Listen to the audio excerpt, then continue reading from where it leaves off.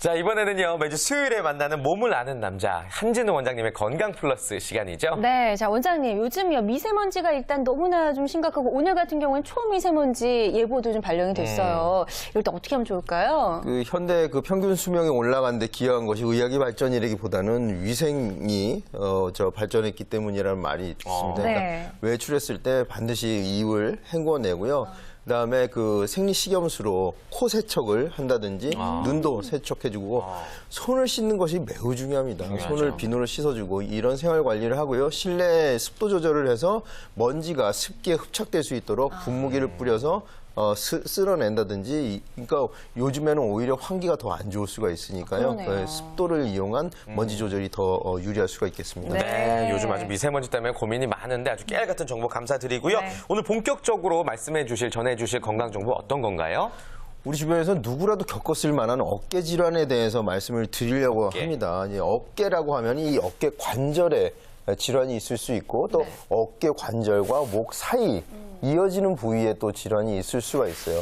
첫 번째 어깨 질환을 보자면요. 대표적인 예는 회전 근개 손상하고 오십견을 들 수가 있습니다. 다들 들어는 보셨을 거예요. 이 외에도 경관절의 탈구, 관절이 빠진다든지 충골증후군, 뼈끼리 부딪힌다든지 이런 증상들이 있을 수 있고요. 이 어깨 관절과 목 사이에는 우리가 목이 뻣뻣하다든지 거북목 증후군이라든지 우리 직장인들이 볼 수 있는 흔히 볼 수 있는 그런 증상들이 나타날 수가 있습니다. 그래요. 쉽게는 이제 50견이라고 해서 저희 어머니도 너무나 고생을 많이 하셨거든요. 팔이 우리 아프고, 어르신들 다. 움직이지 못하고, 현대인이라면 누구나 좀 한 번쯤 겪어봤을 그런 질환 같은데요. 어깨 질환이 오는 원인부터 우리가 좀 정확하게 알고 있어야 될 것 같아요. 어깨 관절에서 회전근개 손상에 대해서 먼저 말씀을 드리면요. 운동이나 일상생활에서 발생하기가 쉽습니다. 충격을 받는다든지 어디 부딪히거나 외력에 저항하다가 이렇게 발생을 하는데요. 우리가 원인을 모르고 언제 다쳤는지도 모르는데 이렇게 회전근개 손상이 올 수도 있습니다. 회전근개라는 것은 어깨 윗뼈에 극하근, 극상근, 그다음에 견갑하근, 그다음에 소원근이라는 이 4개의 근육들이 건의 형태로 변화하면서 이 뼈에 붙어 있는 그런 형태인데요. 건이라는 것은 섬유 조직입니다. 근데 이게 외력, 스트레스, 힘에 저항하다가 투두둑 하고 틀어지는 그런 손상이 되겠습니다. 그렇군요. 오십견이라고 하는 것은 이 유착성 피막염이라고 하면 유착, 조직들끼리 자꾸 들러붙는다는 뜻인데요. 그래서 한자로는 견응, 영어로는 frozen shoulder, 어깨가 얼어붙는다 이런 말을 하죠. 왜냐하면 윤활유 성분이 줄어들면서 자기들끼리 자꾸 들러붙어요. 그래서 움직이지 않고 한동안 같은 자세를 유지하고 있다가 움직이려고 하면 더 아픈 것이 특징이에요. 마치 살얼음이 틀어지는 것 같은 그런 특징이 있고 가장 특징적인 그 증상은 뭐냐면 잠을 자다가 이렇게 자세를 바꿀 때 찢어지는 듯한 느낌이 오는 그런 특징이 있습니다. 왜냐하면 지들끼리 자꾸 들러붙거든요. 마지막으로는 이제 목과 어깨를 연결하는 이 부위의 통증은 우리가 모니터도 많이 보고 이렇게 책도 많이 보고요. 요즘 학생들 보면 이 스마트폰을 이렇게 많이 보고 있는다든지 소파에 누워서 TV를 시청한다든지 잘 때 이렇게 웅크리고 잔다든지 이런 생활 습관에 의해서 많이 발생을 하게 되죠. 근데 결국에는 자세가 나쁘기 때문에 어깨 질환이 발생하는 경우가 많다라는 말씀이신 것 같습니다. 근데 저 같은 경우는 조금만 무리해도 바로 어깨에서부터 시작이 돼요, 통증이. 이게 왜 그런 걸까요? 지금 말하는 어깨는 또 이 어깨 관절이 아니고 이 목과 이어지는 이 근육이죠. 승모근이라는 이 부위인데요. 생활 습관이 문제예요. 조금 있다가 그 자세에 대해서는 다시 말씀드리고 회전근개 손상이 왔을 때 가장 특징은 이렇게 뻗어서 힘을 줄 때 앞이 뜨끔뜨끔한 그런 통증이 오게 됩니다. 그다음에 이렇게 팔을 돌렸을 때 밑으로 특정 각도에서 툭 떨어지는 이거는 굉장히 많이 손상됐을 때 그런 증상이 오고요. 이렇게 했을 때 누가 팔을 누르면 이 힘에 저항할 수 없이 통증이 생기는 것을 그 회전근개 손상을 이제 어떻게 유추해 볼 수가 있죠. 그래요. 우리가 좀 자가 진단법을 활용해서 지금 알려주신 방법으로 혹시나 좀 회전근개 파열이 아닌가 좀 이렇게 진단을 해볼 수도 있을 것 같고요.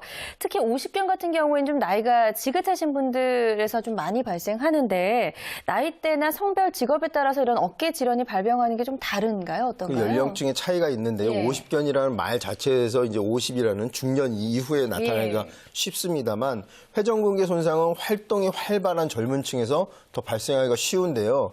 중장년층에도 많은 것이 어떤 연구 보고를 보면은요, 그 랜덤하게 어깨가 아프지 않음에도 불구하고 아무나 이렇게 착출해가지고 MRI 찍어보면 그중에 50% 절반 정도는 회전근개가 이미 손상돼 있더라. 그러니까 회전근개 손상이 우리가 알게 모르게 많이 발생을 합니다. 다만 젊은 층에서 활동을 많이 하기 때문에 운동 같은 걸 하다 많이 발생하고요. 네. 50견은 이제 주로 중장년층의 그 병명대로 나타나지만 꼭 중장년과 유사한 생활 방식을 갖는 젊은이들한테도 생긴다는 거 예. 그거 유념하셨으면 좋겠어요. 목 어깨 통증은 우리 이 TV를 많이 시청하는 직장인들이나 학생들한테 많이 발생할 수가 있죠. 아까 말했듯이 태진 씨가 항상 어깨 결린다 그랬잖아요. 맞아요. 자세가 이렇게 구부정 하다든지 아래를 많이 보고 뭐 한 곳을 계속 응시해야 하는 고시생 직장인들한테 이제 많이 발생을 하게 되죠. 그렇군요. 예. 그렇다면 이제 치료법에 대한 이야기를 좀 나눠봐야겠습니다. 어깨 질환은 어떤 방법으로 치료하나요? 저 같은 경우는 뭐 침도 많이 맞아보고 물리치료도 받아보고 했거든요. 네. 물리치료, 침, 이 부항이라든지 이런 치료에 반응이 매우 좋은 편이고요. 예. 경우에 따라서는 이제 약을 같이 병행하기도 합니다. 스트레칭을 병행하는 것이 굉장히 중요하고요. 회전 공개 손상이 있을 경우에는 운동을 조금 제한하는 것이 낫죠. 그러니까 네. 손상이 좀 어느 정도 회복될 때까지는 스트레칭도 그렇게 도움이 되질 않아요. 그렇군요. 회전근개 손상이나 50견은 이제 치료 기간이 깁니다. 우리가 이런 유명한 질환들이 왜 그러냐면 잘 낫지 않고 오래 치료해야 되기 때문에 이게 지금 악명이 높은 거거든요. 그래서 치료 기간이 길어지니까 그 대신 장시간 치료를 적극적으로 하게 되면 일상생활에 불편함이 없을 정도는 돼요. 다만 회전근개가 완전히 파열된 경우에는 일상생활이 불가능하니까 이때는 수술적 요법을 고려해 보는 것이 좋죠. 그래요. 근데 어깨 같은 경우에는 이제 저도 굉장히 심하게 아플 때만 병원을 찾고 그렇지 않을 경우는 좀 뻐근함이 남아있고 치료를 하고 나서도 조금 무리를 하면 어깨에 늘 이제 뻐근함이 좀 있는 편인데 이럴 때 사후 관리도 상당히 좀 잘해야 될 것 같아요. 꾸준한 스트레칭이 도움이 되는데요. 예. 꾸준히. 가장 중요한 것은 아픔을 참아가면서 스트레칭을 할 필요는 없어요. 가동각, 내가 움직이려고 할 때 통증이 느껴지는 데서 멈춤 동작을 하는 것이 중요하고요. 이걸 굳이 이렇게 뜯어버리려고 이렇게 노력하다가 오히려 더 많이 다치는 네. 경우들도 있고 예. 50견에 여기 문제가 생겼는데 안 올라가니까 다른 근육들을 막 이렇게 써가지고 또 오히려 거기에 통증이 오는 경우 굉장히 곤란하니까 항상 스트레칭은 달래가면서 ROM을 그 레인지 오브 모션이라고 하는데 네. 가동각을 조금씩 늘려가도록 이렇게 해야지 네. 한 번에 확 잡아쨘다든지 예. 그런 방법들은 별로 좋지 않습니다. 예. 그래요. 집에서 이제 예. 혼자 해야 될 일들이 많잖아요. 매일 병원 다니기가 바쁘신 분들. 혼자 할 수 있는 치료법은 또 어떤 게 있을까요? 예방법? 온열 치료 오니까 핫팩을 집에서 따뜻하게 핫팩. 찜질하는 것도 도움이 되고요. 네. 팔이 안 올라간단 말이에요. 50견이 오면. 그러면 네. 이런 테이블을 이렇게 선 자세에서 잡고 네. 내가 앉으면 이게 어깨가 자연스럽게. 올라가는 그 운동 효과를 올릴 수가 있는데 이것도 예. 아까 말했던 것처럼 너무 과도하게 한 번에 하지 않는 것이 좋고요. 벽에 이렇게 손가락을 짚고 계단 올라가듯이 손가락을 하나 둘 이렇게 올라가면 또 조금씩 어깨를 올릴 수가 있으니까 자연스럽게. 예. 그것도 통증이 느껴지면 거기서 멈추고 네. 10초 정도 머무르고 있다가 다시 내렸다가 이런 운동을 반복해주고 또 생수병이나 다리미 같은 걸 잡고 테이블 밑으로 팔을 떨어뜨려서 이렇게 빙빙빙빙 돌려주는 운동 이런 운동들을 예. 하는 것이 좋습니다. 이 등 뒤쪽으로도 안 올라갈 때는 수건등을 이용해서 이렇게 조금씩 당겨주는데 반드시 통증이 느껴지면 거기서 멈춰야 돼요. 여기서 욕심낸다고 확 뜯으면 오히려 더 악화가 되니까 그건 주의하셔야 해요. 평생 그 상태로 살아갈 수도 있다라고 잘못하면. 조금씩 늘어납니다. 예. 어쨌든 뭐 지금 알려주신 방법들이 많이 어렵진 않으니까요. 우리가 좀 집에서도 충분히 할 수 있을 것 같고요. 어깨 질환 일단 예방이 중요한 것 같습니다. 예방. 예방할 수 있는 방법. 아까 태진 씨가 어깨가 항상 아프다고 그랬는데요. 맞아요. 제가 좀 이따 말씀드리겠다고 예. 그랬잖아요. 바로 지금이에요. 네. 아, 기대됩니다. 왜 그래요? 왜냐하면 우리 머리 무게가 이게 몸에서 멀어질수록 더 무거워지는 거예요. 제가 예. 옆으로 한번 이렇게 볼게요. 이렇게 숙이면 머리 무게가 훨씬 더 무거워집니다. 그래서 예. 이 귀선이 어깨선을 넘지 않도록 가슴 내고 턱 당기는 이런 바른 자세. 머리의 무게가 척추로 내려갈 수 있게 해주면 이 근육이 느끼는 피로를 네. 훨씬 줄일 수가 있습니다. 근데 목에 스트레칭을 해주는데요. 1시간에 2-3번 이상 해주는 게 좋아요. 360도 천천히 이렇게 돌려주고요. 그다음에 이렇게 당겨주는 스트레칭을 하잖아요. 네네. 그죠? 그런데 반대로 밀어주는 스트레칭을 할 수가 있어요. 내가 손으로 이마를 대고 뒤로. 손은 이마를 밀고 이마는 손을 밀고 서로 미는 거죠. 이렇게 이거를 몇 초간 힘 주어서 한 다음에 띄워주고 이거 굉장히 시원합니다. 이거 사방을 다 할 수 있어요. 옆머리도 이렇게 누르고 띄워주고 누르고 띄워주기. 서로 반대 방향으로. 네. 예. 흔히 스트레칭하면 당기는 스트레칭만 하는데 이 미는 스트레칭도 굉장히 그 목 뻣뻣한데 예. 도움이 될 수가 있습니다. 뭐 저는 네. 머리 무게가 무거워서 지금 어깨가 아팠다라는 뭐 그런 결론은 아니지만 어쨌거나 이 머리를 참 스트레칭을 통해서 항상 관리를 잘 해줘야 되겠군요. 알겠습니다. 자, 마지막으로 또 어깨 질환으로 고생하고 있는 분들을 위해서 한 말씀 해주실까요?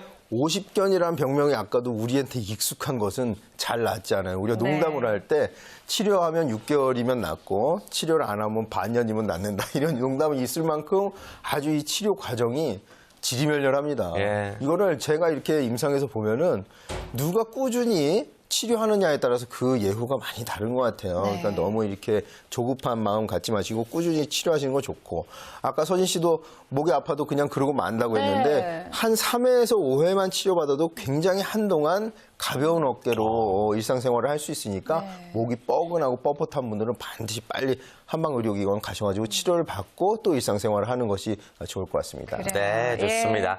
자, 이렇게 해서 건강 플러스까지 오늘 저희가 준비한 소식 다 전해드린 것 같네요. 네, 자, 이렇게 해서 여기서 인사를 드려야 될 것 같은데요. 오늘 함께 해주신 이재은 대표 그리고 박지훈 변호사, 한진우 원장님 고맙습니다. 고맙습니다. 고맙습니다. 고맙습니다.